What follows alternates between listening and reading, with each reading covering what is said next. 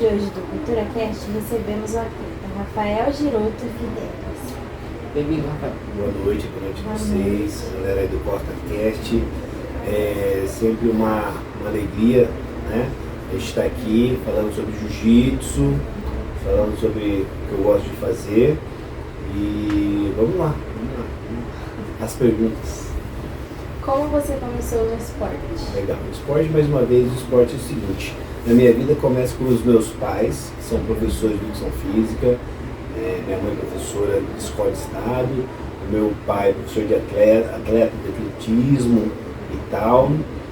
E quando eu acabei vindo para Avaré, eu acabei entrando numa arte marcial chamada Taekwondo, em 1990 mais ou menos. E aí treinei por muitos anos, peguei a faixa preta. Com 20 anos eu estava em meia faculdade, quase terminei a faculdade de educação física, formado em educação física, e acabei conhecendo jiu-jitsu lá. Acabando conhecendo jiu-jitsu lá, eu acabei me tornando também professor de jiu-jitsu. Então foi uma coisa meio sequencial assim. Então hoje eu sou faixa preta de Taekwondo, segundo dan, e sou faixa preta de terceiro dan de jiu-jitsu. Você sempre quis fazer isso? Olha, é uma pergunta muito legal se eu sempre quis fazer isso. Na verdade, tá no meu sangue, né? Ser professor, por causa do pai, mãe. Eu sei dar aula desde os 16 anos eu dou aula, na verdade, né? Já. E aí foi um negócio muito legal porque nos dois casos das artes marciais eu me tornei professor porque os professores que estavam dando aula, por motivos deles, acabaram parando e eu assumi o Taekwondo. Aí comecei a fazer jiu-jitsu para ser aluno. Queria ser aluno, falei, quero ser aluno de novo, fazer jiu-jitsu. Comecei a fazer, o professor logo teve que ir embora e acabei tornando responsável pelo jiu-jitsu. Então até hoje aí esse ano aí faz 20 anos aí do jiu-jitsu. Bom, alguém te incentivou a você ficar nessa carreira? Sempre. Meu pai e minha mãe, né, acho que são os maiores incentivos aí de eu gostar da educação física, né, e gostar do esporte. Então, eles sempre me incentivaram. Não vou mentir não, já deu vontade de desistir, mas eles sempre puxaram minha orelha e aí tô até hoje aí. Tem que persistir, né? Precisa, é difícil. Como você divide o seu tempo em aulas de luta e academia? Hoje eu tenho uma academia, né, a Fidelis Esporte, que é perto também do colégio. E, então eu sou empresário, dou aula e sou atleta ao mesmo tempo. Então, eu preciso dividir realmente isso daí. E aí, claro, eu tenho os meus horários personais que eu dou na parte da academia, tenho os meus horários de manhã. Então, de manhã eu tenho um treino geralmente de musculação, que é o treino de preparação física, que é 1 hora mais ou menos. Depois eu tenho o treino da manhã, que é o treino mais tranquilo, mais de posições, de estratégia. E à noite, às 7 horas da noite, também tem aí um treino que a gente chama um treino mais pegado, treino de porrada mesmo, que daí é valendo e a segunda, quarta e sexta. Inclusive hoje a rapaziada minha ficou lá treinando. Hoje era dia de treino forte, escapei hoje da entrevista. Já pensou em fazer outras modalidades? Outras modalidades. Já pensei não. Eu já fiz outras modalidades também, né? Nesse meio tempo aí, quando a gente é mais novo, a gente tem mais gás. Então, já joguei handball pela cidade, né? Atletismo, sei tudo de atletismo por causa dos meus pais, do meu pai também. Então, acho que assim, a modalidade que eu mais destaquei fora o taekwondo e o jiu-jitsu foi o handball. O handball eu joguei bastante também. A fase escolar até a faculdade. Foi legal. Handball. Gosto também, legal. Não tem fã, mas... eu acho legal. É legal. Você tem uma rotina de treino semanal? Então, como eu falei, eu tenho essa rotina até para preparação física.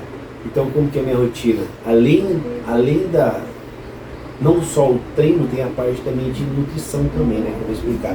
Então é o seguinte, essa rotina de treino semanal minha gera em cima disso daí. Eu tenho um treino de musculação na parte da manhã, né? Que é o físico, depois um treino mais leve e um treino de porrada mais valendo à noite. Pra gente poder, porque assim, o jiu-jitsu é um esporte agarrado, um esporte de luta, onde o objetivo é a finalização do oponente, é o oponente parar. E acaba acontecendo torções e tal, então a gente tem que dosar isso tudo para não poder se machucar muito senão vai chegar na hora do campeonato, vai estar mais machucado que, né? E tem também toda a parte nutricional também, que eu vou nutricionista e ele acompanha, porque assim, a gente não pode passar do peso, eu tenho que ficar com 100 quilos de kimono. Então meu peso sempre tem que ser, meu peso sem kimono tem que ser mais ou menos aí uns 97, então eu tenho que ficar regulando sempre a alimentação todos os dias. Já sabe, tem jeito. Não pode Né? ir. Não pode, não sai. Não vou mentir, de vez em quando eu saio um pouquinho, né? Mas assim, a semana de segunda a sexta-feira ela é fechada, não tem acordo. Obrigada. É. Você poderia explicar como funciona a graduação de faixas no jiu-jitsu? E o jiu-jitsu, tá?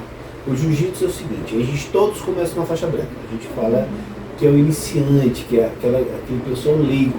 Faixa branca é a mesma pessoa, é a mesma coisa de qualquer. Vocês nunca fizeram jiu-jitsu, vocês vão entrar na faixa branca, né? Aí tem a questão de idade. Abaixo de 16 anos existe a faixa cinza, amarela, laranja e verde. Essas faixas elas subdividem ainda em, por exemplo, cinza com lista branca, cinza com lista preta. Por quê? A gente tem também então, na academia lá que a criançada começa com 5 anos de idade. E ela só pode pegar a faixa azul com 16 anos. Então, na verdade, ela precisa passar por todas essas faixas, quase todo ano, para ela chegar com 16 anos e estar pronta para pegar a faixa azul. Porque a faixa no jiu-jitsu, ela demanda esse nível técnico. Se você soltou a faixa azul para você hoje, sem treino, você acaba se machucando. Porque no jiu-jitsu luta, por exemplo, branca com branca. Coloridas, que é as que eu falei, com coloridas. Depois a gente vai para a faixa azul. Né? Um cara que entra com 16 anos, ele vai ficar, 16 anos para cima, ele vai ficar 2 anos em cada faixa. Então, por exemplo, branca, depois azul, 2 anos azul, 2 anos roxa, 2 anos marrom, 2 anos faixa preta. Tá? Então aí, se você for contar, o cara entrou com 16 anos, vai ficar 8 anos para pegar a faixa preta. Eu falo assim que parece uma montanha, né? Então você vai subindo assim, você pegou a faixa preta. A hora que você chegou no topo, você fala assim, agora eu cheguei. Mas só que a hora que você chega e você olha, tem mais outro morro, que daí é pior que o primeiro morro. Porque daí é o seguinte, na faixa preta, daqui 3 anos, pega o primeiro grau, que é o primeiro dan. Mais 3, segundo dan, mais 3, terceiro dan. Aí tem quarto dan, que depois que eu tô no terceiro dan. Agora eu vou ter que esperar 5 anos para pegar o quarto dan. Treinando na ativa. Ou seja, demora para eu pegar a faixa coral, que é a próxima, depois da preta é coral, demora mais 35 anos para pegar essa faixa coral. Né? Então, na verdade, é uma vida, é uma filosofia de vida. E a última faixa é a faixa vermelha, né? Que é o 9º grau. Porque o 10º grau são só dedicados pelos mestres, os grão-mestres que foram os que introduziram aqui no Brasil o jiu-jitsu. Então, ninguém pega o 10º, todo mundo pega até o 9º. Né? Então, é o que eu falo, o jiu-jitsu acaba sendo só não um esporte, mas uma filosofia de vida mesmo. Achei que a última era preta. Eu também achava, viu? E eu depois... Tem alguém que já conseguiu pegar todas essas faixas? Todas? Tem vários mestres, né? O próprio mestre, na verdade, quem introduziu, assim, introduziu não, o jiu-jitsu vem do Japão, vem da Índia, caiu pro Japão. Os japoneses começaram a migrar e começaram a ensinar essa arte marcial em todo lugar, e aqui inclusive no Brasil ensinou várias pessoas, mas os que mais destacaram foram os irmãos Gracie, que é o Hélio Gracie, o Carlos Gracie, e eles que reformularam o jiu-jitsu, repaginaram e começaram a trazer o jiu-jitsu para a galera aprender, né? E eles são faixas vermelhas hoje o grão-mestre Hélio, o Carlos, todos morreram já, né? Mas o Carlinhos Gracie, que são filhos deles, já está na faixa vermelha, aí tem os filhos deles também e tal. Mas aqui, perto da gente, aqui tem um mestre da Federação Paulista de Jiu-Jitsu, que é o Otávio de Almeida, ele é faixa coral, né? Então, a gente conhece por eles assim. O meu professor, porque eu sou professor aqui de Avaré, a Miquinho Jiu-Jitsu, né? Que é a equipe nossa, ela começa em Botucatu. O mestre Anderson Silva, né? E ele é 4º grau. Eu sou 3º, ele é 4º. Então, né, porque ele tem uns 8 anos na minha frente. Quando eu comecei na branca, ele já era faixa preta. Né? Então, é uma vida, a gente vai seguindo isso daí. Você já participou de algumas competições? Competição. Eu já participei de algumas competições de jiu-jitsu. Na verdade, sempre participei. O esporte para mim, assim, ele tem a ver com competição. No meu caso, eu gosto de competir, eu gosto de estar sempre envolvido. Então, desde a faixa branca, eu vou para competição. Já lutei muito no Campeonato Paulista, já fui campeão do Paulista, já fazia circuito paulista, já fui o primeiro do ranking paulista, né? Aí agora estou tentando o brasileiro, né? Isso tudo na faixa preta, que eu consegui esses resultados mais expressivos. Mas eu já tenho brasileiro esse ano retrasado, eu tenho brasileiro, dia 6, são os campeonatos mais fortes. Depois do Mundial, é o campeonato mais forte, e acabei parando na terceira luta, não consegui o pódio, não consegui atingir meu objetivo, que era ser campeão, mas acabei parando assim. Esse ano passado fui vice-campeão pan-americano de jiu-jitsu, em Orlando, na Flórida, lutei lá também, né? Já fui terceiro sul-americano, então assim, eu gosto de competir, eu gosto de estar sempre envolvido em competição. Graças a Deus tenho um currículo bom dentro do jiu-jitsu, né? E tenho vários lutadores também, não só eu, mas a minha equipe, tenho mais de 30 faixa preta, criançada, então tem bastante cara lá bom também hoje treinando, né? Obrigado. Obrigado. Você tem algum patrocinador? Patrocinador. A gente sempre precisa de patrocinador porque lá no Brasil a galera às vezes não dá tanto incentivo ao esporte, né? E competir fora, mesmo no Brasil, competir no Brasil, porque assim, o ano passado eu fui 8º do ranking brasileiro. Então, só que acontece? Tem que competir em Florianópolis, tem que competir no Rio de Janeiro, tem que competir em Curitiba, aqui em São Paulo, tem Vitória, só como que a gente vai, né? Só ficar só no custo é muito dinheiro. E os campeonatos, eles não remuneram, né? Você vai porque... mas por que você faz isso? Então você vai por... Não, porque eu tenho academia e através das minhas conquistas eu acabo traindo a galera e dando valor nisso. Então, o que vai agregar para mim é dentro da minha academia ali, né? Recebendo um aluno, incentivando e fazendo. Mas eu tenho um patrocinador, pode falar o patrocinador aqui? Pode. Né? Que é a Incorpore Suplementos, o meu faixa preta, amigo, irmão também, Mota lá, e a esposa dele, Mona Lisa, né? Então eles ajudam bem. O meu nutricionista também, Paulão, também o nutricionista também, ele dá uma força, faz toda a minha parte de dieta sem cobrar nada, né? A Viajando também, da Soraya, também, que sempre me ajuda também na parte de viagem, porque vai viajar para fora, Estados Unidos e tal, uma burocracia, então tem que ter uma moça, um despachante que sabe mexer com isso aí. Então, na verdade, basicamente são eles que ajudam aí nessa caminhada aí. O que você mais gosta de fazer no seu tempo livre? No meu tempo livre, cara, eu gosto de atirar. Você acha? Fico tranquilo. Na verdade, eu tenho algumas armas de chumbinho que eu consigo para stand, atiro também em stand. Então quando eu estou no tempo livre, que eu quero dar um tempo lá, eu gosto de atirar. Um outro esporte também, né? É esporte de tiro, e então, na verdade, eu gosto de estar fazendo esporte. Na verdade, tempo livre, não jiu-jitsu, mas outro esporte eu gosto de fazer. Mas o mais que eu gosto de fazer, eu gosto de atirar e aí fica tranquilo. Queria fazer tiro. Legal, né? Aí a gente vai entrar numa área de defesa, tanto de jiu-jitsu, né? Quanto também disso daí também é legal. Que conselho você daria para um adolescente que quer se dedicar a esse esporte?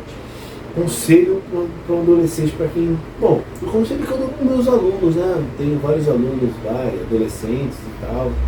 E, assim, sempre falar que o jiu-jitsu é uma filosofia de vida, né? Porque muitas vezes a pessoa fica ansiosa nessa coisa de campeonato e ela acha que só sendo campeão que o cara é bom, e tem vários alunos que não vão para campeonato, mas são bons, mas muitas vezes o que mexe no campeonato é o psicológico, porque assim, eu falo assim, que 90% quando a gente está treinando, 90% do treino aqui na minha academia é físico. alimentação, é dieta, é treino, tal. E 10% psicológico. Por quê? Porque você está tranquilo, você está em casa, então tu não conhece todo mundo. Quando a gente vai para o campeonato, isso inverte. É 90% psicológico e o medo. Você tem medo? Claro que eu tenho. O medo é o que faz a gente sobreviver. Se não tem medo, você entra na jaula do leão e vai e morre. Né? Então, medo de apanhar, medo de perder, né? Isso medo tem. Só que assim, o que acontece? Como faz tempo já que a gente compete, esse medo a gente consegue controlar. Essa adrenalina a gente controla, a gente consegue ficar mais assim, lá no fundinho fica aquelas borboletas na barriga que faz a gente ficar esperto e ativo, né? Então 90% psicológico. E tem cara que não consegue inverter isso. Fica com 90% psicológico. Por isso que muitas vezes consegue, vai mal ali. Mas o que eu falo é sempre assim, nunca desista. Por mais que dê vontade, por mais que é duro, nada é fácil. Eu falo que da faixa branca até a faixa marrom, eu só apanhei. Ué, né? Pra você ver, eu podia ter desistido, né? Eu acho que eu vou ser um cara ruim. Depois que eu peguei a faixa preta, comecei a treinar, comecei a lutar de novo. Fui campeão, vice-campeão pan-americano, brasileiro, sul-americano, paulista. Se eu tivesse desistido lá no começo, eu não estaria hoje aqui na academia, com muita coisa, né? Então eu nunca desisti aí desse sonho aí, né? E segui. Você poderia falar pra gente um pouco da sua dieta? Minha dieta é legal. Minha dieta não é muito legal. É legal ou não é legal, né? Um abraço pro Paulo aí. Fazer minha dieta. Mas assim, basicamente, minha dieta, todas as refeições, ela tem uma proteína. O que é proteína? É a carne, é o frango, é o ovo, né? É o próprio suplemento chamado Whey Protein, que a gente usa também, para subir isso daí. Carboidratos, né? Que é a parte de arroz, pães, tapioca, aveia, são carboidratos bons, de índice glicêmico baixo. O que é índice glicêmico baixo? Ele não dá pico de insulina, então assim, você come e ele é rápido digerido no seu organismo, então não fica, não engorda, né? Não ganha muito peso. E óleos bons, né? Que é o próprio azeite, que eu tomo suplemento de ômega 3, essas coisas. E basicamente saladas, verduras e legumes. Então basicamente de manhã é ovo, mamão, aveia, mel, e depois entre o café da manhã e o almoço tem a refeição, o lanche da manhã, que é a crepioca, que é o ovo batido com tapioca. Aí vai, fica gostoso, aí começa a lembrar. Aí você põe uma mussarelinha e tal, toma um suquinho de uva, aí começa o meu treino forte, meio-dia tem almoço, que daí, e é tudo pesado, que nem com 150 de arroz. Mas você pesa a comida, é tudo pesado, tudo por quê? Para não passar do ponto. Não, vou comer acho que muito, com fome. Não, você vai comer aquilo lá, né? 150 de arroz, 200 de frango, legumes, 150 de legumes e tal. Come aquilo lá. Depois tem o lanche de novo da tarde, que vai crepioca de novo. Depois, antes do treino, tem o pré-treino, né? Que é mel, banana, aveia. Depois, terminou todo o treino da noite, eu janto, de novo arroz e tal, pesadinho. Acabou. E essa é uma rotina, isso é todo santo dia. Eu gosto, porque na verdade isso aí é um costume, você acaba acostumando. No começo, quem não acostumar fala, nossa, mas só você não come um lanche, come um final de semana, né? Um só, né, Paulo? Senão eu falar dois que eu pode ver comigo. Um final de semana, pode comer um lanche, comer uma pizza, né? É tranquilo, mas na semana tem que ser regrado, né? Até porque também atrapalha na performance do treino, né? Muito açúcar, e quando eu falo açúcar, é tanto o arroz, nosso corpo, quando cai para dentro, o arroz e o açúcar, para ele é tudo a mesma coisa. O doce e o arroz, ele não faz diferença. Quando ele quebra lá, ele fala assim, não, tá entrando carboidrato, ele entende como carboidrato, açúcar. Então, dependente, você come, não, mas eu não como doce, mas você come 1 quilo de arroz. Mas eu não como arroz porque eu não quero, mas eu como umas 2 barras de chocolate por dia. Então, aí não compensa, aí não vira. Né? O seu corpo vai cair para dentro, ele vai depositar e atrapalha a sua digestão, que atrapalha a performance do treino. Pode, toda vez que domingo, sei lá, eu gosto de comer no sábado, no domingo à noite eu como, sei lá, um lanche, uma pizza, Na segunda-feira eu tô assim, Paulo Antônio. Quebrado. Por quê? Porque atrapalha a digestão da gente, né? E a recuperação muscular de tudo. Muda, né? Sai da rotina. Sai da rotina, seu corpo assusta. Fala, opa, o que aconteceu? Então não pode sair muito. Mas geralmente sai de sábado à noite, porque dá pra recuperar no domingo, segunda-feira estamos bala. Já Forte. vai na academia, Já, treina. tudo. Acaba. Bom, foi isso. Agradecemos a sua presença aqui no podcast. Muito obrigada por ter. Obrigado, mais uma vez agradeço. É sempre legal estar falando de jiu-jitsu, divulgando sobre essa arte marcial. Os dois estão convidados para fazer uma aula experimental, tá bom? E convida mais quem vocês quiserem também. E obrigado. Então, galera, até o próximo podcast. Tchau. Tchau.